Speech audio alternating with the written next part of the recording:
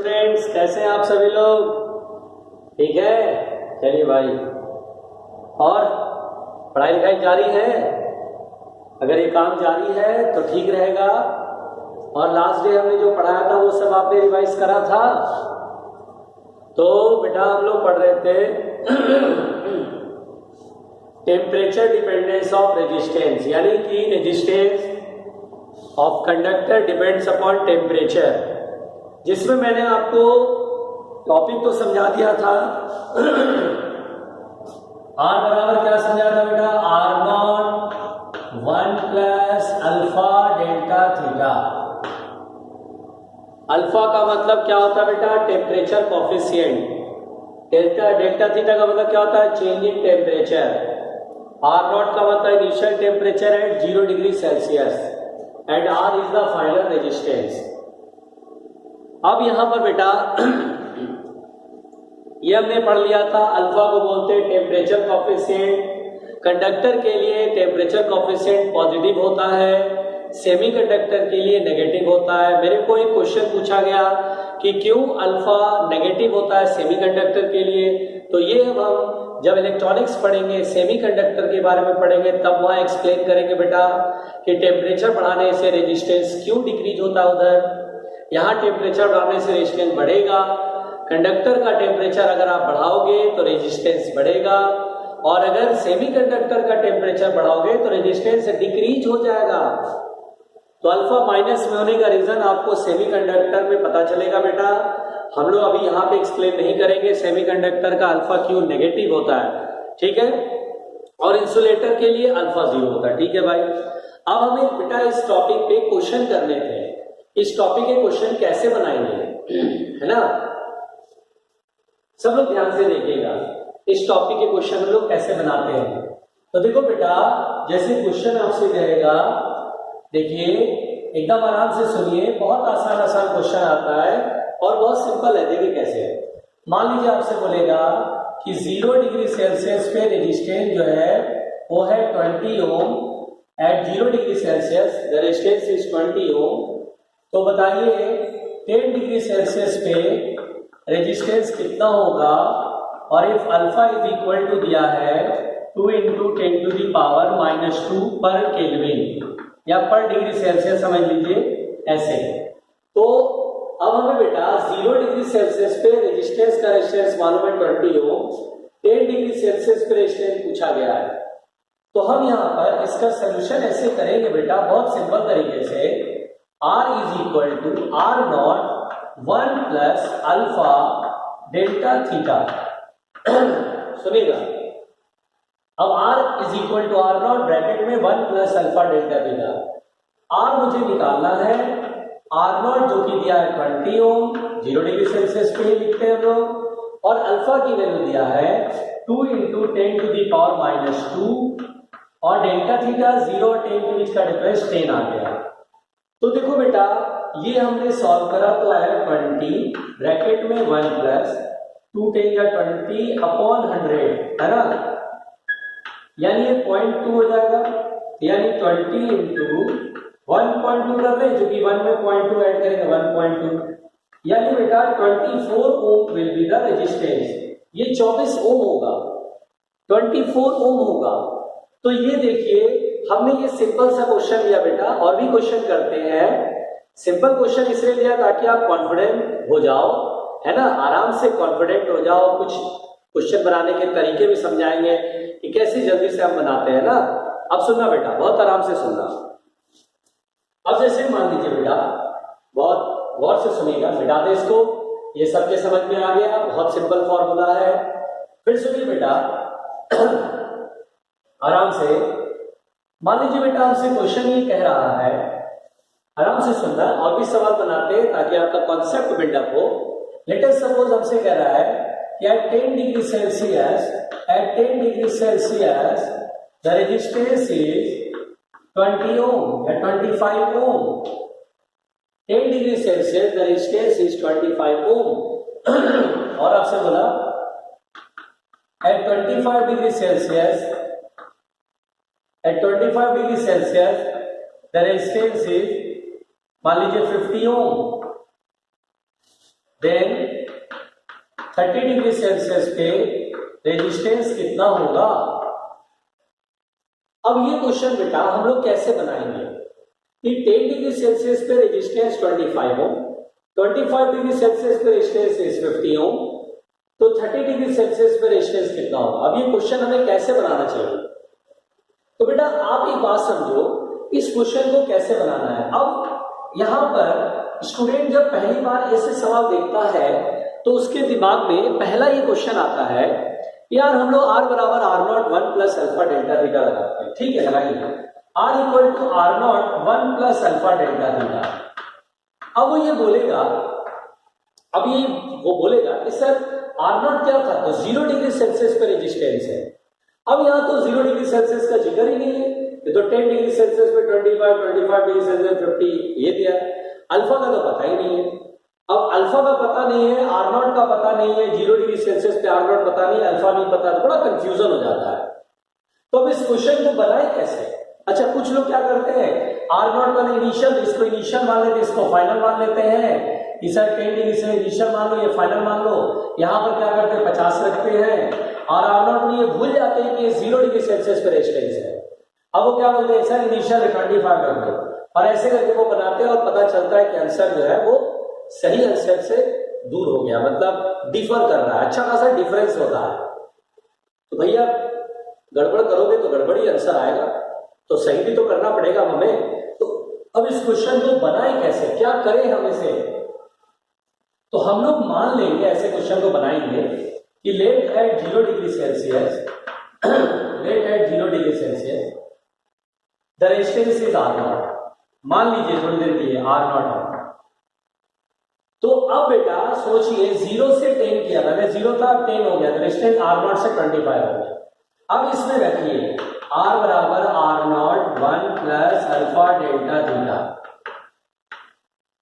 तो r की value कितना है 50 है, सॉरी 25 है ना, 0 से 10 देख रहे हैं, अभी 0 से 10 दिख रहे हैं, मतलब यहां पर अपन लोग ऐसे सोचेंगे कि 0 डिग्री सेल्सियस पे रेजिस्टेंस r0 है, तो 0 से 10 हुआ, तो फाइनल रेजिस्टेंस 25 हुआ, तो 25, r0 की वैल्यू r0 है 1 प्लस अल्फा और डेल्टा थीटा 0 और 10 के बीच का डिफरेंस 10 माइनस 0 10। तो बेटा हमारे पास ये इक्वेशन बना, फर्स्ट इक्वेशन। फिर सोचेंगे 0 से 25, यानी स्टार्टिंग यहीं से ही करना है, स्टार्टिंग यहीं से करना है कि 0 से ही चल रहा है, 0 से 25 आया, इनिशियल रेजिस्टेंस r0 और फाइनल रेजिस्टेंस 50, तो final resistance 50, initial resistance r0 1 plus alpha और 0 से 25 का डिफरेंस 25 का होगा, तो 25, ये सेकंड इक्वेशन। अब बेटा इन दोनों इक्वेशन से मुझे r0 और अल्फा दोनों ही सॉल्व करने हैं। पहले इन दोनों को डिवाइड करो, डिवाइड करने से क्या वो r0 कैंसिल आउट हो जाएगा, तो सेकंड डिवाइडेड बाय फर्स्ट कर लेते हैं, second divided by first, second ऊपर करेंगे 50 से 25 2 आ जाएगा बेटा, दिमाग लगाओ, r0 कैंसिल आउट हो जाएगा, 1 plus 25 alpha is equal to 1 plus 10 alpha. बहुत सिंपल कहानी है, सेकंड इक्वेशन ऊपर रखा, फर्स्ट इक्वेशन नीचे, मल्टीप्लाई करते हैं तो 2 1 जा 2 plus 20 alpha is equal to 1 plus 25 alpha. अब बेटा इसको उठा के इधर, इसको उठा के इधर, 2 में से 1 गया 1 बराबर 5 अल्फा, अल्फा बराबर 1/5 आ गया भाई, अल्फा 1/5 आ गया, अल्फा मिल गया। अब हम अल्फा की वैल्यू को फर्स्ट इक्वेशन या सेकंड किसी एक में रख लो, चलो फ्रॉम फर्स्ट रख लो, फ्रॉम फर्स्ट रख लो, देखो ध्यान से, फ्रॉम फर्स्ट, तो ये 25 है, तो 25 अपॉन 1 प्लस 10 अल्फा और 10/5 is equal to r0, 5 to जा 10, r0 बराबर होगा 25/3, 25/3, देखिए ये आ गया। अब मुझे अल्फा मालूम, अब मुझे r0 मालूम, अब मुझसे कह रहा 30 डिग्री सेल्सियस पर रेजिस्टेंस निकालो। इसे आप नोट कर लेना बेटा, पहले क्या मेथड है आपको आना चाहिए, घबराना नहीं है, बहुत सिंपल मेथड है, आपको आना चाहिए। अब देखिएगा ध्यान से, बहुत आराम से देखिएगा, मिटा रहा हूं बेटा, इधर मिटा रहा हूं, r0 और अल्फा मिल गया मुझे। अब इसमें सोचेंगे 0 से 30 किया, तो final resistance R initial R naught 1 plus alpha into 0 से 30 यानी 30, आर नॉट की वैल्यू 25/3, अल्फा की वैल्यू 1/5 इंटू 30, ये आ जाएगा 6, 6 प्लस 1 7, 25/3 इंटू 7, और इसको मल्टीप्लाई कर दो, है ना, 5 7 जा 35, 3 7 2 जा 14 और 3, ठीक है, अपॉन 3, काटना चाहो तो काट दो, 3 5 जा 15, ठीक है, 2 5 आएगा, 3 8 जा 24, 10 आएगा, है ना, 3 3 जा 9, 58.33 ohm. This is the answer. तो आप देखिए हमने कैसे सॉल्व करा, यानी बेटा ये मेथड आपको बताना जरूरी है कि हमें 10 डिग्री सेल्सियस पे रेजिस्टेंस मालूम था, 25 पे रेजिस्टेंस मालूम था, 30 डिग्री सेल्सियस पे रेजिस्टेंस चाहिए था। तो अपन मान के चलेंगे कि 0 डिग्री सेल्सियस पे आर नॉट है, क्योंकि आर बराबर आर नॉट ब्रैकेट में 1 प्लस अल्फा डेल्टा थीटा में आर नॉट 0 डिग्री सेल्सियस पे रेजिस्टेंस है। वहां से क्वेश्चन को बनाना है। अब देखिए 58.33 ओम आया कि नहीं आया। अब यहाँ पे कंफ्यूजन क्या होता है बेटा, देखो अपन लोग आंसर पहले नोट कर लेते, ध्यान दीजिएगा। अच्छा ध्यान दो, सब लोग ध्यान दो, ये वीडियो रोक करके पूरा लिख लेना, नोट कर लेना, है ना, और नोट्स में एक बार लिखोगे फिर अपने आप इसको दोबारा बनाओगे खुद से। अब कंफ्यूजन क्या होता है, कंफ्यूजन मतलब ये होता है बेटा, देखिए कंफ्यूजन कहां पर होता है, कंफ्यूजन में बहुत लोग बोलते हैं ये भूल जाते हैं, बोलते हैं ये मुझे नहीं मालूम। अच्छा 10 इनिशियल ये फाइनल, ये इनिशियल मानते हैं फाइनल मानते हैं, आर बराबर R naught 1 plus alpha delta theta करके क्वेश्चन बनाना है। आर ये फाइनल, ये इनिशियल 10 है, फिर 25 हुआ, तो ये इनिशियल मान लेते हैं, और ये फाइनल। तो अगर ऐसे बनाते हैं 50 और ये 25, 1 प्लस अल्फा और 10 और 25 का हो गया 15, ठीक है बेटा, 10 और 25 का डिफरेंस 15 का, यह हो गया 2 माइनस 1 1 बराबर 15 अल्फा। अब उनके अनुसार अल्फा की वैल्यू 1/15 हो गया, रुकना घबराना नहीं। अब ये 30 डिग्री सेल्सियस पर रेजिस्टेंस कह रहा है, तो 30 डिग्री सेल्सियस में तो 10 से 30 तक चलेंगे, इनिशियल ये है, फाइनल ये है। तो आर बराबर आर नॉट, अब आर नॉट की वैल्यू 25 है, 1 प्लस अल्फा की वैल्यू 1/15 इंटू डेल्टा थीटा, 10 और 30 इसका आंसर 20 का आएगा। अब देखिए यह जाएगा 4 5 या 20 और यह जाएगा 3 5 या 15, तो यहां पर बेटा 25 इंटू 7/3 सेम आंसर आया, देखिए सेम आंसर आया, 25 इंटू 7/3 हो। लेकिन कंफ्यूजन है, मिसकंसेप्शन नहीं है, कंफ्यूजन है कि अगर आप ऐसे बनाते हैं तो कभी कभी क्या होगा, ऐसे बनाने पे और ऐसे बनाने पे आंसर डिफर कर जाएगा। अभी सही आया, बिल्कुल सही आया। आपको भी लग रहा होगा ऐसे क्यों नहीं बनाया सर, डायरेक्ट ये बना देते, this is the right process. भाई आपने लिखा कंफ्यूजन, तो मैंने इसलिए कंफ्यूजन लिखा बेटा कि हाँ लोग ऐसे बनाते हैं और कभी कभी क्वेश्चन ऐसा फ्रेम होता है कि आंसर ही नहीं आएगा। अब जैसे यहाँ पर आया 25 इंटू 7/3 दैट इज सॉल्व किया तो आया 58.33, यहाँ पर कुछ डिफरेंट आ जाएगा। मुझे भी ये मेथड पहले अच्छा लगता था, लेकिन जब मैंने क्वेश्चन बनाना शुरू किया तो 2-4 ऐसे क्वेश्चन जो अटकने लगे। कैसे भाई, इस मेथड से बनाया तो क्वेश्चन का आंसर कुछ और आ रहा है और ऑप्शन कुछ और है, सही ऑप्शन कुछ और है। और जब इस मेथड से बनाते हैं, जीरो से बनाते हैं, जीरो पर आर नॉट बना और तब बनाते तो आंसर परफेक्ट आ रहा था। इसलिए जो पहले वाला मेथड है वो बेस्ट मेथड है, वही आपको करना है। और ये वाला मेथड है कि कभी अगर मान लीजिए बहुत लंबा जा रहा है तो हम लोग ऐसे जल्दी से कर सकते हैं, लेकिन ध्यान रहे इससे आंसर कभी गड़बड़ भी आ सकता है, लेकिन उससे आंसर कभी गड़बड़ नहीं आएगा, नहीं आ सकता, नहीं आ सकते। आप पहले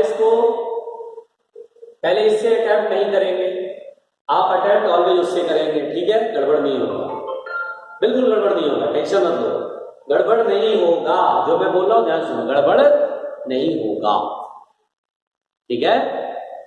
अब सुनो बेटा, और सुनो, देखो ध्यान से,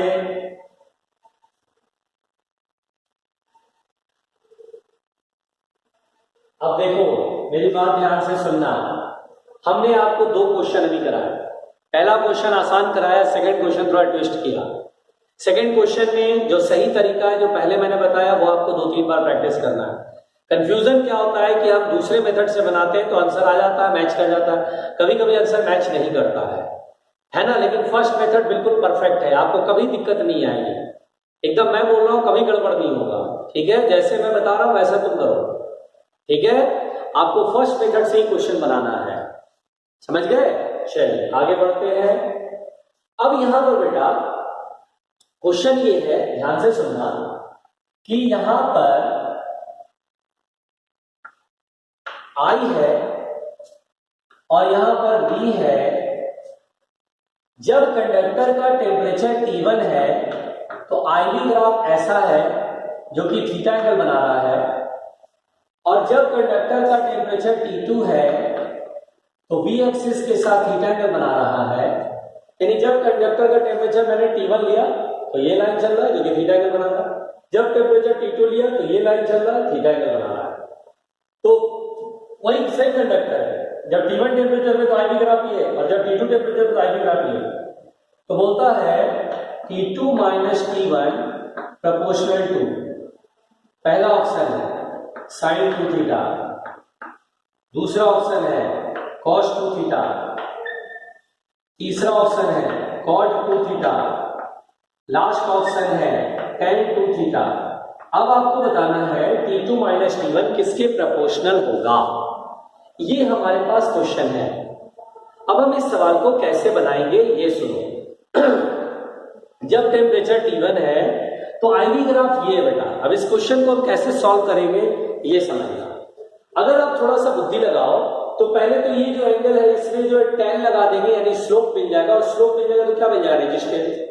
और ये एंगल ज्यादा है, थीटा से तो बड़ा ही एंगल होगा ना, ये एंगल I एक्सिस से ज्यादा एंगल बना रहा है, और I एक्सिस से जो एंगल बना तो उसमें tan लगाते तो क्या मिल जाता है, स्लोप। यानी इसमें जो स्लोप ज्यादा है क्योंकि इसका जो एंगल है ज्यादा है, tan थीटा ज्यादा है, रेजिस्टेंस ज्यादा है। यानी T2 बड़ा है T1 छोटा, ये बात बहुत क्लियर है, क्योंकि टेम्परेचर बड़ा है तभी रेजिस्टेंस बड़ा है, तभी एंगल बड़ा बना रहा है। तो T2 बड़ा है T1 छोटा है, T2 minus T1 proportional to sine 2 theta, cos 2 theta, cot 2 theta, tan 2 theta. अब हमें कौन सा ऑप्शन बेटर होगा ये हमें चुनना है। तो मैं इसका सोल्यूशन कैसे करूंगा बेटा, ये सुनना, सोल्यूशन कैसे होगा ये समझना। तो मैं यहां पे बोलूंगा कि देखिए T1 टेम्परेचर पे थीटा एंगल है, तो चलिए पहले यहां पे रेजिस्टेंस निकाल लीजिए। R1 बराबर tan थीटा होगा कि नहीं होगा, R1 बराबर क्या होगा, tan थीटा। अब क्या सोचिए, माना कि 0 डिग्री सेल्सियस पे रेजिस्टेंस है R0, let us suppose at 0 degree Celsius the resistance is R0। तो R1 T1 टेम्परेचर पे ये लिखेंगे R0 1 plus alpha delta theta, T1 minus 0 कितना आएगा, T1 आएगा। तो ये मेरे पास आ गया ये इक्वेशन फर्स्ट। और आराम से सुनना बेटा, एक काम करो 1 प्लस अल्फा T1 बराबर कर लो 1 by R0 into tan theta. This is our first equation. हम ऐसे करके मान लेते हैं, सब्ट्रैक्ट करना है ना इसलिए। अच्छा सिमिलरली इसके लिए वही चीज लिखेंगे, डायरेक्ट लिख दें सिमिलरली 1 प्लस अल्फा T2 बराबर हो गया 1 अपॉन R0। और बेटा ये एंगल I एक्सिस के साथ कितना बनाएगा, देखिए ये थीटा है तो ये 90 माइनस थीटा होगा ना, ये 90 माइनस थीटा बनाएगा ना बेटा, क्योंकि ये पूरा एंगल 90 होता है, 90 में से थीटा घटाएंगे तो 90 माइनस थीटा। यहां लिखेंगे tan 90 माइनस थीटा। टेंशन नहीं लेने का भाई, मैं यही हूं। अब बेटा 1 प्लस अल्फा T2 बराबर हो गया 1 अपॉन R0, और tan 90 minus theta cot theta होता है। This is our second equation. अब क्यों ना ऐसा करें, दोनों को घटा दे तभी T2 माइनस T1 आएगा। तो सेकेंड माइनस फर्स्ट करें तो 1 में से बन गया तो खत्म। Alpha T2 minus alpha T1 तो अल्फा कॉमन हो जाएगा, 1 अपॉन R0 इधर से कॉमन आएगा बेटा, cot theta minus tan theta, यही आएगा, आएगा यही। चलो अब इसको मैं मिटा रहा हूं डायग्राम को, क्वेश्चन का डायग्राम मिटा देता हूं, ऑप्शन रखता हूं। अब बेटा मुझसे कह रहा है T2 माइनस T1, तो चलिए भाई T2 minus T1 is equal to 1 upon R0 into alpha. अब देखिए cot का मतलब cos अपॉन साइन, तो cos theta upon sine theta, और tan थीटा का मतलब होता है sine theta upon cos theta. अगर बेटा ध्यान से देखिए तो R naught alpha constant term है, इसीलिए प्रोपोर्शनलिटी का साइन दे देंगे T2 minus T1 proportional to. अब एक काम करते हैं, sign theta cos theta LCM लेते हैं, यहां आ जाएगा कॉस स्क्वायर थीटा, यहां आ जाएगा साइन स्क्वायर थीटा। ध्यान से समझिएगा और एक काम करिए 2 से ऊपर नीचे मल्टीप्लाई डिवाइड कर दीजिए। अब जरा ध्यान दीजिएगा T2 minus T1 is proportional to, 2 भी कांस्टेंट है, प्रोपोर्शन में शामिल हो गया, cos square theta minus sine square theta इधर cos 2 theta and 2 sine theta cos theta इधर साइन 2 थीटा, यानी proportional to cos upon sine cot होता है बेटा, तो proportional to cot 2 theta is the answer. So T2 minus T1 is proportional to cot 2 theta, the answer is C. देखिए ये question मैंने आपको बनाया, मैंने आपको बना के दिखाया, कैसे बनाया बेटा ध्यान से देखो। मैंने सवाल कराया, सवाल कराना बेहद जरूरी था, ये मैंने सवाल कराया, ये वाकई मैं मानता हूं कि यहां थोड़ा सा लगा कि कैलकुलेशन है। आप एक बार नोट्स में लिखेंगे, 2-3 बार रफ में लिखेंगे, आप करो तो सही, आपको कोई नया क्वेश्चन अभी नहीं बनाना। जैसे मैं पढ़ा रहा हूं जितने भी क्वेश्चन करा हो आप बनाइए, उसी को बनाइए बस, आपको कोई लफड़ा नहीं करना है कि आपको ये करना है, नए क्वेश्चन बनाने हैं, कैसे बनेगा, जो पहले कराएगा उसी को करो। ये क्वेश्चन आईआईटी में बहुत पहले पूछा, उसके बाद फिर नीट में पूछ लिया, आईआईटी में पूछा था ये सवाल, उसके बाद तो फिर शायद सीबीएसई में पूछा। इसका मतलब ये नहीं है कि आईआईटी के सारे क्वेश्चन आ रहे हैं, नहीं भाई, सब पैटर्न बदल गया, कंप्लीट बदल गया, कहानी कंप्लीट कहानी बदल गई है। अभी जो नया चल रहा है उसको पकड़ना है हमें, इसलिए बेटा ये क्वेश्चन बहुत पॉपुलर क्वेश्चन है, बहुत सारे किताबों में मिल जाता है, इसलिए मैं बता रहा हूं कि ये सारे क्वेश्चन आपको इसलिए मैं बना रहा हूं ताकि आपको आए, बन जाए कि ठीक है ऐसा क्वेश्चन मेरे को आता है। आप सोचिए नोट्स में आपने बनाया, 2-3 बार रफ में बनाया, तो क्या होगा, 2-3 बार रफ में बनाया तो क्या होगा, ये आप जैसे ही देखेंगे क्वेश्चन तो आप खुद शुरू हो जाएंगे, लाओ मैं बना देता हूं कैसे बनेगा, देखो देख रहे हैं, स्लोप था थीटा, tan थीटा r1 हो गया रेजिस्टेंस, क्योंकि वी ग्राफ में जो स्लोप होता है वो रेजिस्टेंस को बताते हैं, क्लियर है। 0 डिग्री सेल्सियस पे r0 ब्रैकेट में 1 प्लस अल्फा T1, 0 पे माना है r0, तो 0 से T1 का डिफरेंस T1 का बराबर tan थीटा, देखिए 1 प्लस अल्फा T1 वाला 1 अपॉन r0 tan थीटा। ये देखिए मैंने कैसे सॉल्व करा, आप देखिए इसे, समझिए इसे, कंफ्यूज मत होइए बस। बेटा वीडियो को रोक लेना, अगर दिक्कत है तो वीडियो को रोक लेना, यानी रिप्ले कर लेना, रोकना नहीं, रिप्ले कर लेना, फिर रोक करके पूरी चीज लिखना नोट्स में समझ के, फिर रफ पे 2-3 बार प्रैक्टिस कर लेना। जितने क्वेश्चन कराए जा रहे हैं आपने अगर ढंग से प्रैक्टिस कर लिया तो आपसे तब जाके नए क्वेश्चन बनेंगे, है ना, क्योंकि बनाने से ना डेप्थ पता चलेगा, आप क्या क्या नहीं सीख पाए वो पता चलेगा, देखने से बहुत कुछ समझ नहीं आता जब तक करेंगे नहीं उसको। अब यहाँ पर बेटा मैंने आपको पढ़ाया टेम्परेचर डिपेंडेंस ऑफ रेजिस्टेंस, और आई होप सो कि आप सवाल बनाइए और बनेगा, और जो डाउट होगा वो पूछेंगे, लेकिन अभी नहीं, अभी तो आपको केवल रिवाइज करना है, जो पढ़ाया जा रहा है उसी लेक्चर को रिवाइज करना है, ठीक है। अब मैं आपको पढ़ाने जा रहा हूं बेटा colour code of carbon resistance, ठीक है। एक्चुअली क्या होता है,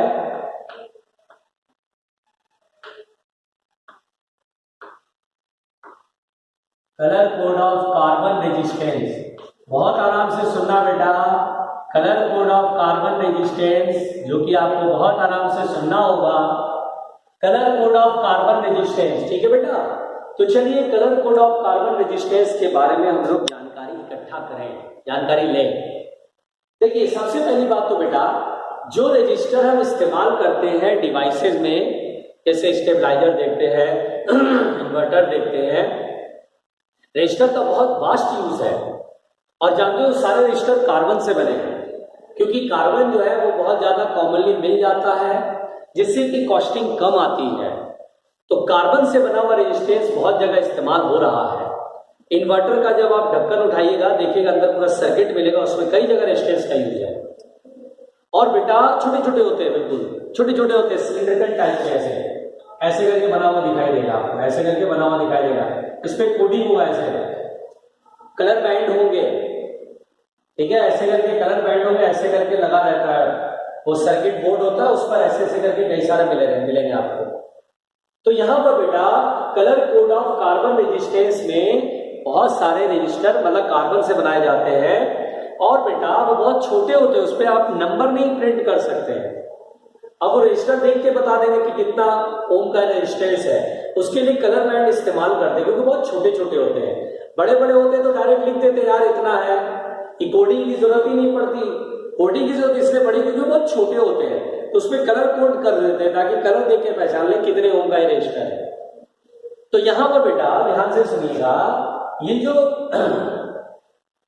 कार्बन से बना रेजिस्टेंस इस तरह का शेप ले लिया, इसमें क्या होता है बेटा, बहुत आराम से सुनना। पहला जो कलर बैंड मिलेगा, ये जो पहला कलर बैंड मिलेगा वो फर्स्ट डिजिट को रिप्रेजेंट करेगा। किसको रिप्रेजेंट करेगा बेटा? फर्स्ट डिजिट, यानी जो भी वैल्यू होगी उसकी फर्स्ट डिजिट को रिप्रेजेंट करेगा, जिसे मैं ए से रिप्रेजेंट कर लूंगा। फिर दूसरा जो कलर बैंड मिलेगा बेटा, दूसरा जो कलर बैंड मिलेगा वो सेकेंड डिजिट को रिप्रेजेंट करेगा। सेकेंड डिजिट, सेकेंड डिजिट, बहुत आराम से सुनना, सेकेंड डिजिट, जिसे मैं बी से लिखूंगा। थर्ड जो कलर बैंड होगा बेटा, बहुत आराम से सुनना, थर्ड जो कलर बैंड होगा जिसे मैं सी से लिखूंगा, ये पावर ऑफ 10 होगा। क्या कहलाएगा बेटा? पावर ऑफ 10, यानी हाउ मेनी जीरो, ठीक है। और उसके बाद बेटा चौथा जो कलर बैंड होगा, चौथा जो कलर बैंड होगा जिसे डी बोला जा रहा है, ये टॉलरेंस को रिप्रेजेंट करेगा। टॉलरेंस मतलब एरर, परसेंटेज एरर। अब आप समझिए ध्यान से, बहुत आराम से समझिएगा। देखिए जो रेजिस्टेंस होगा बेटा, अब आप बोलेंगे सर कैसे रेजिस्टेंस लिखेंगे, तो ये पहला कलर बैंड फर्स्ट डिजिट ए, ये बी इंटू पावर ऑफ 10, यानी पावर ऑफ 10 होगा बेटा, यानी सी मतलब 10 टू दी पावर ऐसे करके लिखना है। और ये जो डी है वो प्लस माइनस ये डी टॉलरेंस इन परसेंटेज होगा, परसेंट में होगा, इस तरह से रेजिस्टेंस मिलेगा। अब आप बोलेंगे सर ये कैसे होगा, यहाँ पीला रहेगा तो कैसे हम पहचानेंगे कौन सा डिजिट होगा, 1 होगा 2 होगा, क्या होगा सर?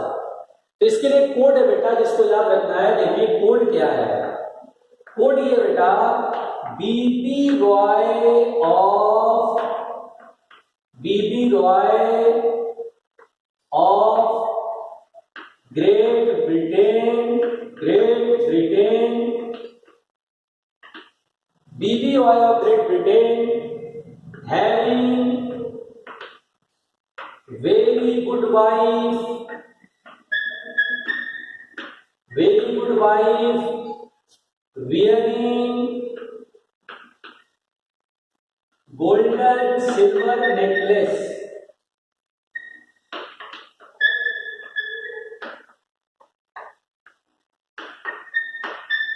ज्यादा उधर चला गया, दिखाई नहीं दे रहा है? अच्छा एक काम करते लोग, पहले यहां तक तो आपने सीखा, अब मैं आपको कोड बताता हूं। इसको मिटा रहा हूं बेटा, ठीक है, इसको मिटा रहा हूं, देखिए घबराइएगा नहीं। देखिए ये B B R O Y, B B Roy of Great Britain है ना, having very good wife,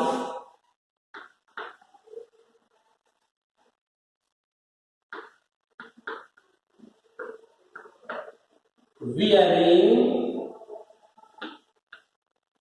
golden silver necklace। ये कोड है बेटा। आप बोलेंगे अच्छा ये कोड है, पहले तो याद रखना बहुत आसान है, BB Roy of Great Britain having very good wife very golden silver. Sir समझ नहीं आया क्या है ये? जो कैपिटल लेटर से लिखा बेटा वो कलर का फर्स्ट लेटर है। ये देखिए आर ओ वाई सब कैपिटल है, ये स्मॉल ये कैपिटल लेटर, ये कैपिटल लेटर, ये कैपिटल लेटर, ये कैपिटल लेटर, ये कैपिटल लेटर, ये कैपिटल लेटर, ये कैपिटल लेटर, ये कैपिटल लेटर। तो देखिए Roy of Great Britain having very good wife wearing gold and silver necklace. अब समझिएगा ध्यान से। अब जैसे देखिए बी का मतलब, पहले बी का मतलब है ब्लैक, दूसरे बी का मतलब है ब्राउन, आर का मतलब है रेड, ओ का मतलब है ऑरेंज, वाई का मतलब है येलो,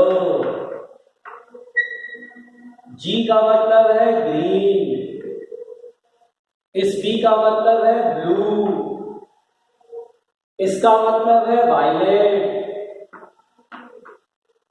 इस जी का मतलब है very good by grey, W का मतलब है वाइट,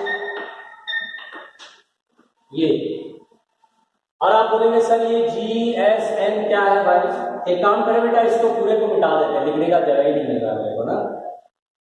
एक मिनट रुको, इसको मिटा रहा हूं, टेंशन मत लेना, ऐसे समझो।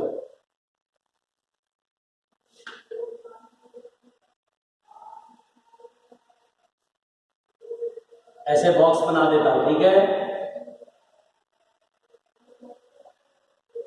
1 2 3 4 5 6 7 8 9 10 11, कितने लोग हैं? 1 2 3 4 5 6 7 8 9 10 11 12 13 12, अब यहाँ खींच लेते हैं 13। अब सुनिएगा बेटा, बहुत आराम से, घबराना नहीं है बेटा। यहां पर रहेगा कलर, कलर बैंड।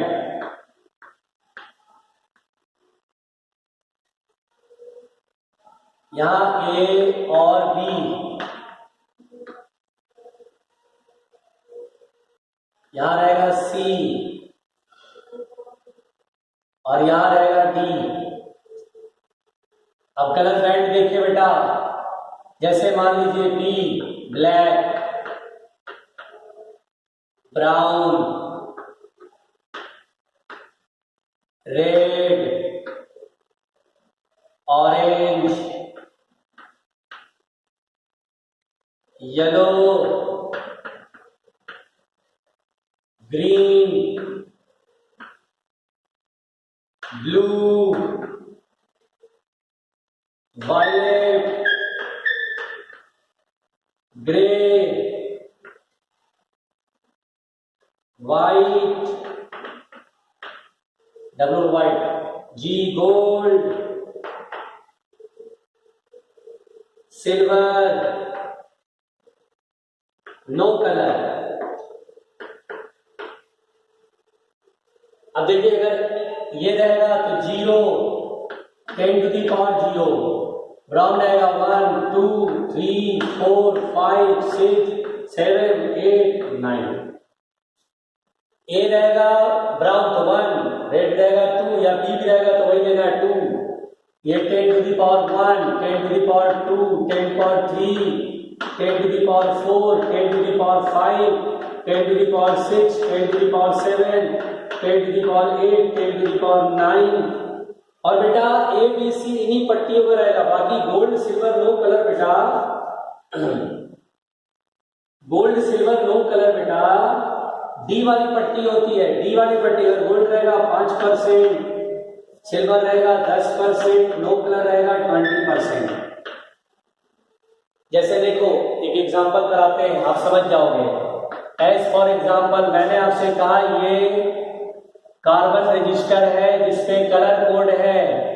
मान लो पहला कलर है येलो, ओके भाई, दूसरा कलर है रेड, अच्छा भाई रेड है, तीसरा कलर है ग्रे। अब बोला और चौथा कलर है ही नहीं, पट्टी है ही नहीं, तो बोला बताओ भाई रेशेड फाइंड करो। तो हम बोलेंगे सर वेरी इजी, येलो, यानी ए येलो येलो येलो 4 है तो 4 फर्स्ट डिजिट 4 लिखेंगे। रेड, दूसरा पट्टी रेड है तो रेड है 2 तो 42 हो जाएगा। फिर थर्ड पट्टी क्या है, ग्रे, ग्रे देखो, ग्रे यहाँ 10⁸ हो गया। सी मतलब ये ए बी सी 10⁸, और चौथा कोई कलर नहीं है, नो कलर 20%। तो 42 into 10⁸ and plus minus 20% is the answer. इतना ओम होगा बेटा। ये देखिए मैंने कैसे लिखा है ना, देखिए ये फर्स्ट है तो 4, ये सेकंड तो 42 हो गया, इनटू थर्ड पट्टी ग्रे तो 10⁸, और no colour 20%। Colour code of carbon state बहुत आसान है बेटा, वेरी इजी। बस एक दो बार आपको प्रैक्टिस करनी पड़ेगी, एक दो बार आपको प्रैक्टिस करनी होगी और प्रैक्टिस कर लेना चाहिए। हम कोई रिस्क नहीं लेंगे। बहुत लोग बोलते सिलेबस में है, कुछ लोग बोलते सिलेबस में नहीं। यार जरा सा लगा पढ़ा देते, क्या प्रॉब्लम है, कर लो तैयारी एक बार। कहीं मान लो यहाँ बोर्ड में नहीं पूछा, कॉम्पिटेटिव एग्जाम में आ गया, तो उस दिन तो आपका मेहनत रंग लगा कि हाँ भाई हमने पूछा तो था, सर ने कहा तो था पढ़ लो यार, 5-10 मिनट की चीज है, पढ़ने में क्या बुरा है। ऐसा थोड़ी बहुत बड़ी चीज है, बहुत खतरनाक चीज है जिसको पढ़ने में बहुत सारा भेजा लगाना पड़ेगा। भेजा भी नहीं लगाना पड़ा, ज्यादा सिंपल कहानी हो गई। BB Roy of Great Britain having very good wife wearing golden silver necklaces को याद करने में कौन सा बहुत बड़ा पापड़ बेलना पड़ा, कोई बहुत बड़ा कहानी करना पड़ा? नहीं करना पड़ा। और हमने एक टेबल याद कर लिया और उसके बाद क्वेश्चन बना दिया। तो भैया ये काम कर लेना चाहिए, सवाल आ सकता है, ठीक है ना। कोई भी श्योरिटी के साथ नहीं बोल सकता कि ये सवाल आएगा ही नहीं, इसलिए आपको कर लेना चाहिए। एनसीईआरटी में दिया तो कर लो, एनसीईआरटी अगर दे दिया तो आपको कर लेना चाहिए। आप अभी मत सोचो कि आएगा नहीं आएगा। तो ये आपको सबको प्रिपेयर करना है, एक दो बार आप इसको बार बार लिखेंगे, याद हो जाएगा। आज का लेक्चर में आपको ये पूरा करना पड़ेगा बेटा, आज आपको पूरा ये करना पड़ेगा। आपको जो है ये 2 बार 3 बार करोगे ना तो रटा जाएगा, याद हो जाएगा। आप बुकलेट बनाओगे, यहाँ पर जो किताब बुक मिलती है बुकलेट, वो बनाओगे, पैकेज बनाओगे, अपने आप कहीं मिलेगा, उसको बनाओगे, फिर अगर भूल गए तो दोबारा देखोगे, याद हो जाएगा, है ना। तो बहुत आसान होता है। क्लियर हुआ बेटा, समझ में आया? आसान है। वीडियो को चाहो तो रिप्ले कर लेना, दोबारा सुन लेना, क्या प्रॉब्लम है। चलो बेटा आगे बढ़ते हैं। बहुत सिंपल कहानी मैंने आपको पढ़ाया, colour code of carbon resistance, है ना, बहुत सिंपल पढ़ाया, वेरी इजी है। कुछ लोग के जो है दिमाग खराब हो गए हैं, है ना, गोबर जो है वो भरा हुआ दिमाग है, ठीक है बेटा। चलो भाई, तो हमने यहाँ तक पढ़ा बेटा रेजिस्टेंस के बारे में, इतनी सारी जानकारियां ली, और मैंने जो जितने भी क्वेश्चन कराए सब आपको करना है। और याद रखिए कल डाउट डे है, मैं अपने तरफ से क्वेश्चन कराऊंगा, कुछ आपके भी क्वेश्चन लूंगा जो आपने मुझे भेजे हैं, है ना। कल मैं मिक्स्ड कराऊंगा, कैपेसिटर क्वेश्चन कुछ कराऊंगा। करंट में जहां तक ओम्स लॉ तक पढ़ाया मैंने, ओम्स लॉ तक सिलेबस में है, तो वहां तक पढ़ाया, यहाँ तक आएगा बेटा, ठीक है। फिर सुनिएगा ध्यान से, यहाँ पर बेटा अगर मैं और सवाल बनाऊं, ध्यान से देखना बेटा, अब मैं थोड़ा पीछे से जो पढ़ाया उसमें से मिक्स्ड क्वेश्चन देता हूँ। पीछे जो पढ़ाया उसके मिक्स्ड क्वेश्चन तो दे ही सकता हूँ भाई, क्या प्रॉब्लम है, दे सकता हूँ नहीं दे सकता हूँ? अच्छा भाई ठीक है। चलिए अगर मान लीजिए आपसे बोलेगा if current flowing through the wire, current flowing, if current flowing through the wire, through the cross section of the wire, current flowing through the cross section of the wire, cross section of the wire, बहुत आराम से सुनना बेटा, of the wire, of a wire, depends upon time as, depends upon time as, depends upon time as, time as I बराबर, मान लीजिए दिया हुआ I बराबर 40 plus 1, then find the total charge, then find the total charge flowing in first 1 second, यानी बेटा पहले 1 second में उस क्रॉस सेक्शन से कितना टोटल चार्ज फ्लो किया होगा। करंट देखिए, if current flowing through the cross section of a wire depends upon time as, current depend कर रहा टाइम पर, और I इक्वल टू है 40 plus 1, then find the total charge flowing in first 1 second. तो कुछ लोग तो कंफ्यूज हो गए होंगे, कुछ लोग क्या हो गए होंगे, कंफ्यूज हो गए होंगे कि कैसे बनाइए क्वेश्चन। और बनाने से पहले डायरेक्ट सोल्यूशन मत देखना, बल्कि आपको बनाना है, ठीक है। और ये सवाल आपको बना कर लाना है। मैं ये सवाल का जवाब कल दूंगा, नेक्स्ट लेक्चर में दूंगा, ठीक है बेटा। Okay, thank you.